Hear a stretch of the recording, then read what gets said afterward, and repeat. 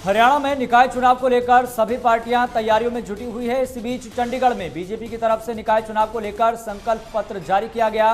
Cabinet मंत्री कमल गुप्ता ने press conference कर बीजेपी के संकल्प पत्र को जारी किया।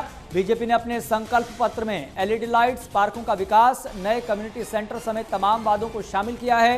कैबिनेट मंत्री कमल गुप्ता ने बताया कि हमारा संकल्प पत्र सभी नगर परिषद और नगर पालिका के क्षेत्रों को स्वच्छ और सुंदर बनाना है। उन्होंने कहा कि क्षेत्र की कॉलोनियों में मूलभूत सुविधाएं देने का बीजेपी का संकल्प रहेगा। बता दें कि हरियाणा में निकाय चुनाव के लिए 19 जून को वोटिंग होगी और 22 जून को नतीजे घोषित किए जाएंगे।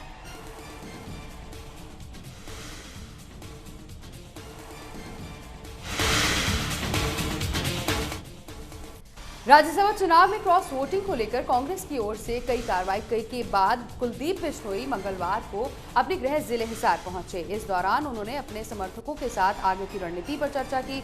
इस दौरान समर्थकों ने कुलदीप बिश्नोई के समक्ष कई सुझाव रखे, जिस पर कुलदीप बिश्नोई ने अपनी प्रतिक्रिया दी। इसे पूरी चर्चा के बाद समर्थकों ने अंतिम फैसला कुलदीप बिश्नोई पर ही छोड़ दिया।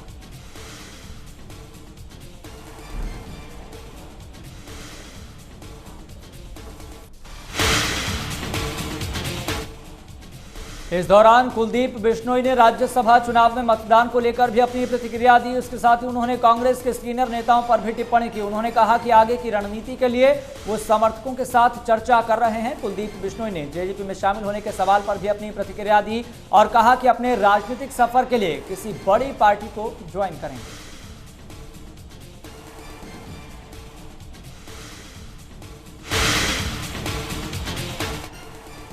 राज्यसभा चुनाव में क्रॉस वोटिंग के बाद कांग्रेस की ओर से कुलदीप बिश्नोई पर कड़ी कार्रवाई की गई, जिसके बाद अब बिश्नोई के समर्थक कांग्रेस के खिलाफ नजर आ रहे हैं।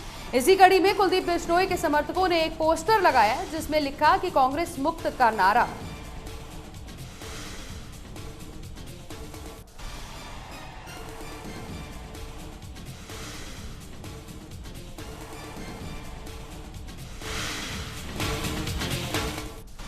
वहीं प्रदेश में धान की बिजाई शुरू हो चुकी है, जिस पर सरकार ने किसानों को धान की बिजाई डीएसआर के माध्यम से करने के लिए प्रोत्साहित किया है।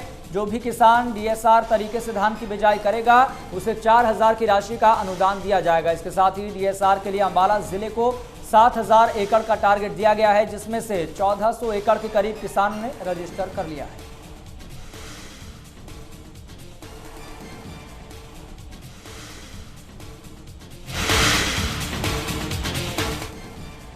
अंबाला में एक युवक के अपहरण का मामला सामने आया है, जिसमें पुलिस को सूचना मिली थी कि आईटीआई और पॉलिटेक्निक के छात्रों ने सराफा कर्मी के साथ मारपीट की, उसे गाड़ी में उठाकर अपहरण कर लिया। ये घटना सारी सीसीटीवी फुटेज में कैद हो गई, जिसके बाद पुलिस ने कार्रवाई करते हुए 6 आरोपियों को गिरफ्तार किया।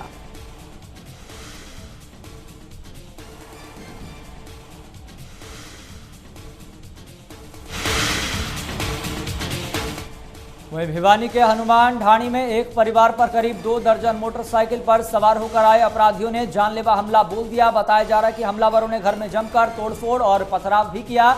इस हमले में परिवार के 4 सदस्य घायल हुए हैं, जिनमें 2 महिलाएं भी शामिल है। बताया जा रहा है कि हमलावरों ने पुलिस की मौजूदगी में परिवार पर हमला बोला।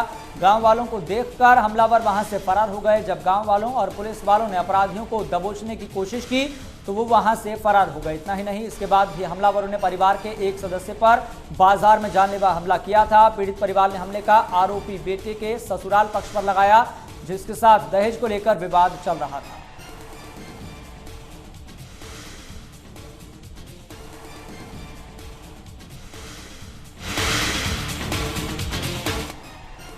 पानीपत में करंट लगने से एक युवक की मौत हो गई। दरअसल असंध रोड स्थित नहर पर बने रेलवे लाइन के पुल के पास एक युवक बार बार नहर में छलांग लगा रहा था। इस दौरान करंट की चपेट में आने से उसकी मौत हो गई। वहीं मौके पर पहुंची पुलिस ने नहर से शव को निकाला और उसके पोस्टमार्टम करवाकर परिजनों को सौंप दिया।